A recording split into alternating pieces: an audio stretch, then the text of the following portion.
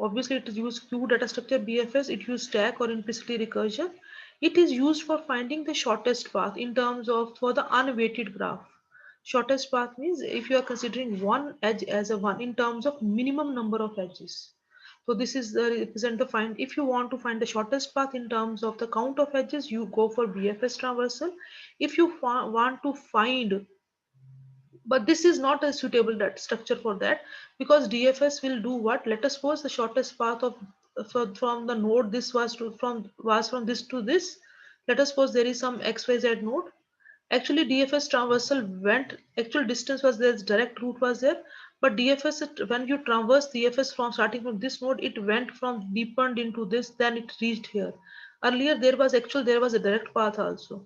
But this node, because of the traversal, it went through this X node rather than, say, this was the starting node. So according to the notation, the DFS of when you call S, first there are two adjacent nodes S and X, so it opted for first Y node. So it went for DFS of X, then it went for DFS of say node P, then it went for DX of say node Q, then it came to DFS of Y.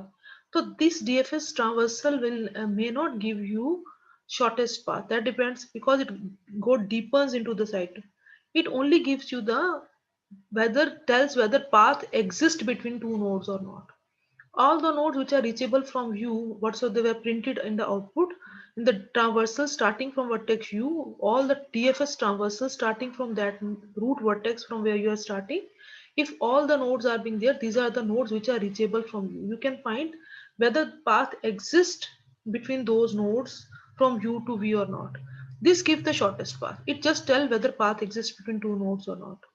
So this is merely used for searching the vertices which are closer to, if you are saying two vertices which are closer to each other, so BFS traversal give the quick answer. If two vertices are far away from each other, the DFS will give better response in that case.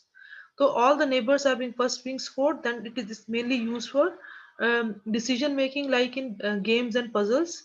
They are not suitable for that because it just scan immediate neighbors, all them did that, it goes to second level of neighbors and so on.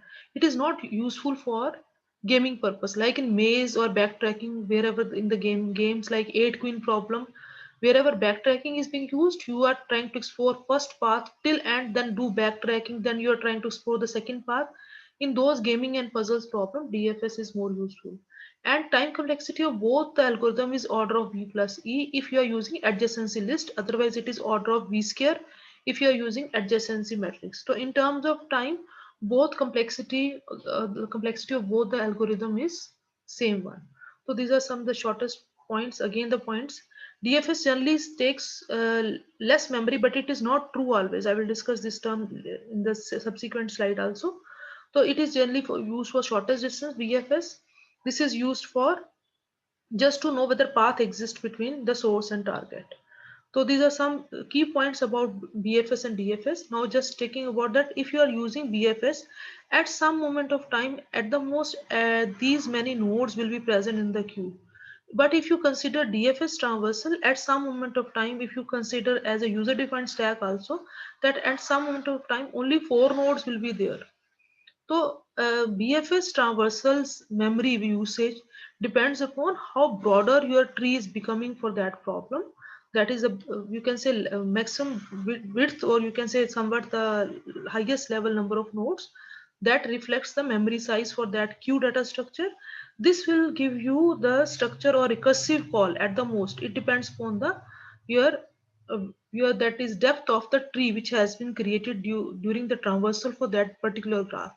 If you're getting a deeper graph, like if you're saying A was connected to B, B was connected to C, C was connected to D, and there were some other connections also, and there were some connections, and you went from A to B, then B to C, then C to D, and C E to F was there. So your graph is going to be deepened more in that case. So it depends on the depth of the tree. So it is not always so that BFS is going to take more memory. That depends on the situation, or what sort of graph is being created, sorry, a tree is being created for that during that traversal for a particular graph.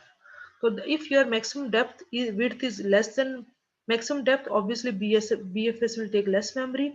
If your depth of the graph, tree which is being created for DFS traversal If it is depth is more, then DFS will be consuming more memory.